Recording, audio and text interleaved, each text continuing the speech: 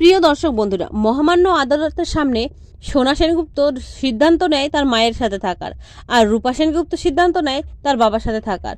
কারণ রূপা চায় আগের মতো সমস্ত কিছুই ঠিক করে দিতে। অন্যদিকে সূর্য ভেবেছিল সোনা সেনগুপ্ত তার সোনা মা তার কাছেই ফিরে আসবে, কিন্তু সেটা হয়নি। আর দীপা ভেবেছিল তার সোনা রূপা দুইজনই তার কাছে ফিরে আসবে, কিন্তু দীপার ক্ষেত্রেও সেটা হয়নি। কারণ সোনা তার মায়ের কাছে থাকতে চেয়েছে আর রূপা তার বাবার কাছে।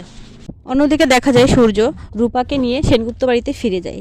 অন্যদিকে দেখা যায় রূপা তার বাবার কাছে ফিরে গেছে। এটা কখনোই ভাবতেই পারেনি যে রূপা সেনগুপ্ত বাড়িতে ফিরে যেতে পারে। তাই রূপার কথা খুবই মনে পড়ছিল দীপার। তাই দীপা সেনগুপ্ত বাড়ির বাইরেই রূপার জন্য অপেক্ষা করতে থাকে। রূপা সেনগুপ্ত বাড়িতে ফিরে যাওয়ায় জয় উর্মিও ফিরে আসে সেই বাড়িতে রূপার খেয়াল রাখার। বন্ধুরা, সূর্য রূপা ফিরে আসায় তার মেয়ের জন্য অনেক খেলনা এনে রূপাকে দেয় এবং বলে যে আমি তোমাকে পৃথিবীর সমস্ত সুখ এনে দেব।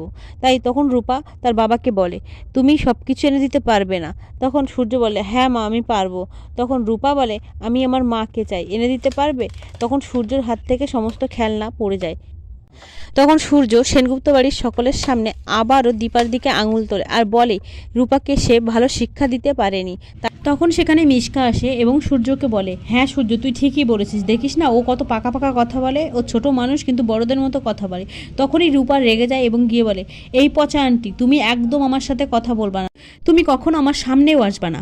তখন মিশকা বলে, দেখছিস সূর্য, দেখছিস রূপার কি শিক্ষা, দীপাকে এইসব শিখিয়েছে। তখন লাবণ্য সেনগুপ্ত রেগে যায় এবং মিশকাকে বলে, মিশকা, তুমি যদি আমার নাতনি সম্বন্ধে আর একটা বাজে কথা বলেছো তাহলে তোমাকে মেরে আমি দাঁতের পাটি নাড়িয়ে দেবো। লাবণ্য সেনগুপ্ত তখন মিশকাকে বলে, তোমাকে আমরা কেউ পছন্দ করি না, সেটা বুঝতে পেরে গেছো নিশ্চয়ই, যাও এখান থেকে, আমাদের চোখের সামনে থেকে বেরিয়ে যাও।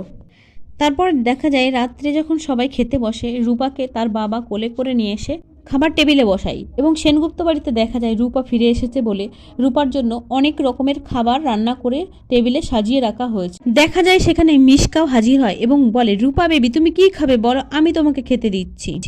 সূর্য মিশকাকে অপমান করে সেখান থেকে তাড়িয়ে দেয়।